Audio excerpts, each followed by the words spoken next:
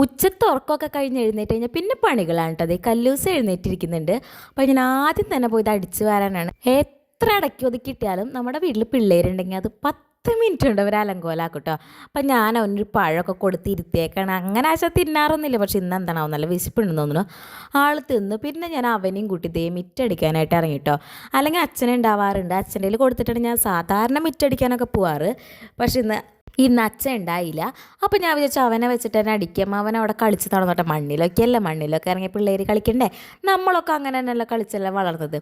അത് കഴിഞ്ഞ് കല്ലൂസിൻ്റെ കൂടെ കുറച്ചായിരുന്നു. അപ്പോൾ ഞാൻ വിചാരിച്ചു അരി ഇടാന്നിട്ട് അമ്മ അരിക്ക് വെള്ളം തിളപ്പിച്ചിട്ടിട്ടുണ്ടായിരുന്നു. അപ്പോൾ ഞാൻ വേഗം പോയി അരിയൊക്കെ ഇട്ടിട്ട് വന്നുട്ട് പിന്നെ കുറച്ച് തുണികളൊക്കെ മടക്കി വയ്ക്കാനുണ്ടായിരുന്നു.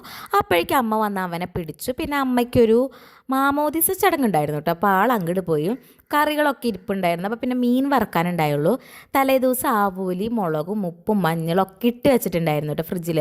അപ്പോൾ അതെടുത്ത് ഞാൻ ആദ്യം എടുത്ത് വറുത്തു. പിന്നെ കല്ലൂസിന് ഈ മീൻ അത്ര താല്പര്യമില്ല. അപ്പോൾ അയില ഉണ്ടായിരുന്നു, കുറച്ച് കുഞ്ഞയില. അപ്പോൾ എനിക്കും ഇതാണ് ഇഷ്ടം, പിലോപ്പിനേക്കാളും ഇഷ്ടം അയിലയാണ് കേട്ടോ. അപ്പോൾ അയിലയും അങ്ങനെ വറുത്ത് നിന്ന്. പിന്നെ അത് കഴിഞ്ഞപ്പോഴേക്കും അമ്മ വരുമ്പോൾ ചോറ് കമ്മത്തിക്കോളാന്ന് പറഞ്ഞു.